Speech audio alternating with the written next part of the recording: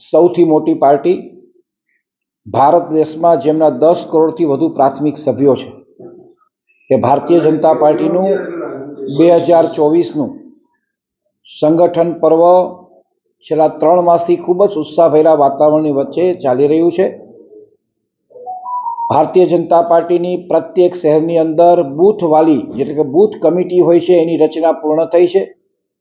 ત્યાર પછી મંડળ એટલે કે વોર્ડ એ વોર્ડના પ્રમુખોની પણ નિમણૂકની પ્રક્રિયા પૂર્ણ થઈ છે અને હવે દરેક જિલ્લા અને મહાનગરના અધ્યક્ષોની વરણીની પ્રક્રિયાનો આજથી પ્રારંભ થાય છે। આજે રાજકોટ મહાનગરપાલિકાની વાત કરું તો રાજકોટ મહાનગરપાલિકાના પ્રમુખ પદ માટે ઉમેદવારી પત્ર ભરવાનો આજનો દિવસ છે।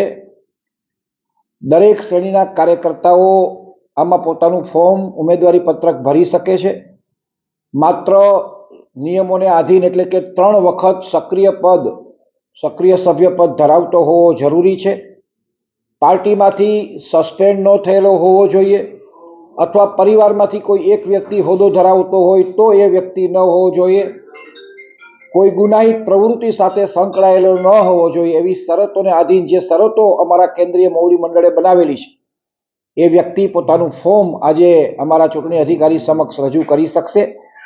10:30થી આ પ્રક્રિયાનો પ્રારંભ થવાનો છે અને બપોર સુધી આ પ્રક્રિયા ચાલવાની છે।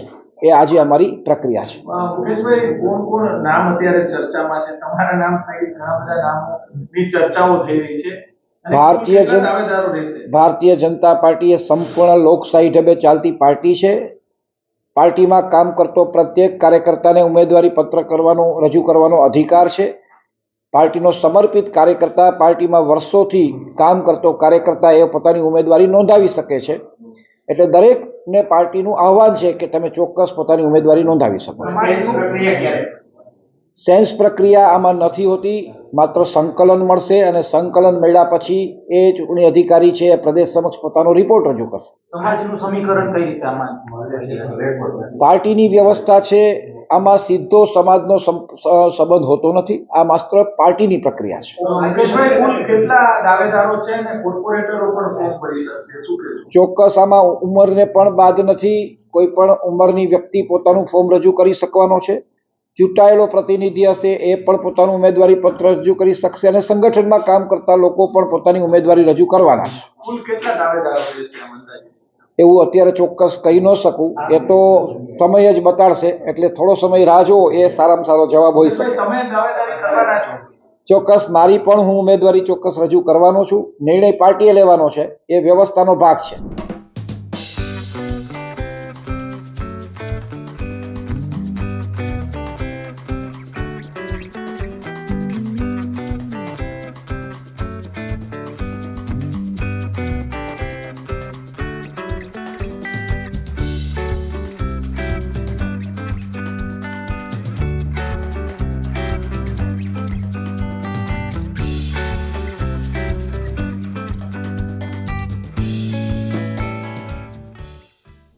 ભારતીય જનતા પાર્ટીમાં લોકશાહી પ્રક્રિયા હોય છે।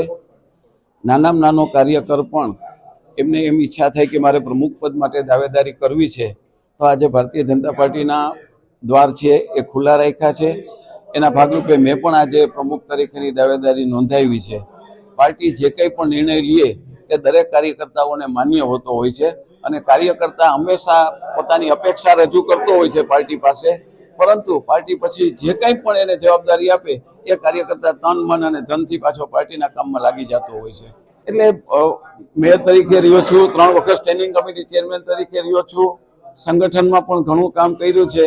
આ વખતે મારી પાસે સમય છે તો મને એમ થયું કે પાર્ટીમાં મારે યોગદાન આપવું છે અને મારો સમય છે એ પાર્ટીમાં આપવો છે।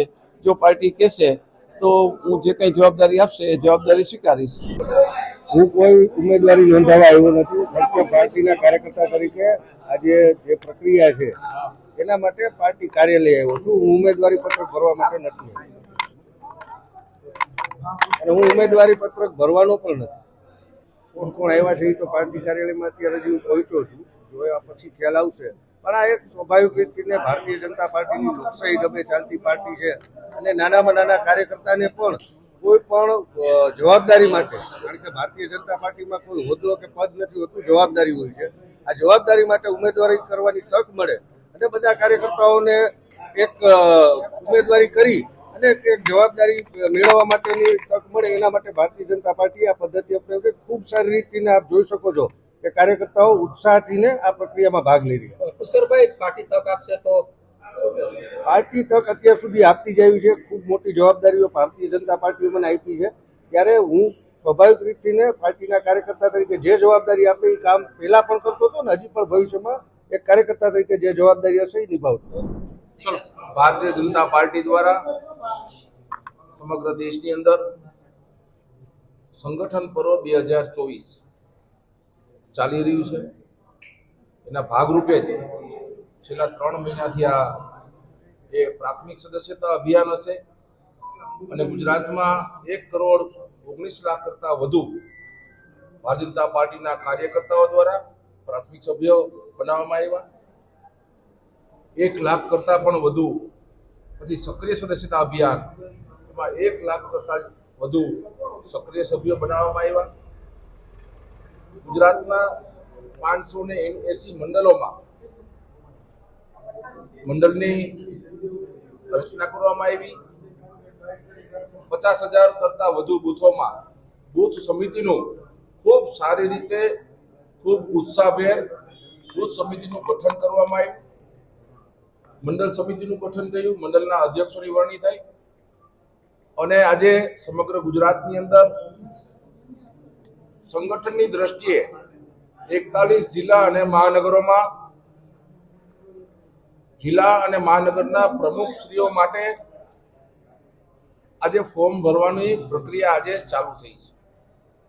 આ ફોર્મ ભરવાની પ્રક્રિયા પછી જે કાંઈ ચૂંટણી અધિકારીશ્રીઓ છે, જે ક્લસ્ટરના ઇન્ચાર્જશ્રીઓ છે, નિરીક્ષકો છે, તેઓ જે કંઈ અપેક્ષિત જે વરિષ્ઠો છે એમની સાથે ચર્ચા કરશે, સંકલન સમિતિ સાથે ચર્ચા કરશે અને એ નામ પછી પ્રદેશને આપવામાં આવશે અને પછી પ્રદેશમાં જે કાંઈ આગળની જે કંઈ પ્રક્રિયા છે એ પ્રદેશ તરફથી કરવામાં આવશે. ટૂંક સમયમાં જ જે કાંઈ જિલ્લા અને મહાનગરોની જે કાંઈ સંગઠનની પ્રક્રિયા છે એ પૂર્ણ કરવામાં આવશે. ઉદયભાઈ, મોટી સંખ્યામાં કાર્યકર્તાઓ છે, તેઓ જે ઉમેદવારી ફોર્મ ભરવા માટે પહોંચ્યા છે, ઉત્સાહ વધારે છે.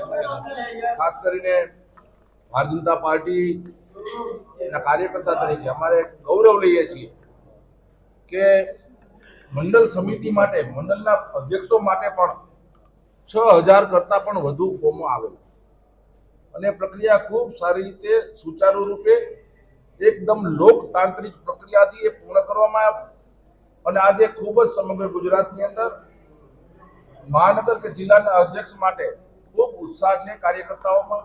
દરેક કાર્યકર્તાને અધિકાર હોય છે પોતાની લાગણી વ્યક્ત કરવાનો અને દરેક કાર્યકર્તા સક્ષમ હોય છે પાર્ટીનું કામ કરવા માટે. ત્યારે અમે આને ખૂબ પોઝિટિવ રીતે, કારણ કે આટલા ઉત્સાહથી જ્યારે ફોર્મ ભરાતા હોય ત્યારે ભારતીય જનતા પાર્ટીમાં સંગઠનનું શું મહત્વ છે એ આપ જોઈ શકો છો. કારણ કે આ પાર્ટી સંગઠન આધારિત પાર્ટી છે. આ પાર્ટી કાર્યકર્તાઓની પાર્ટી છે. એ જ દર્શાવે છે કે આજે કાર્યકર્તાઓમાં આટલો ઉત્સાહ છે.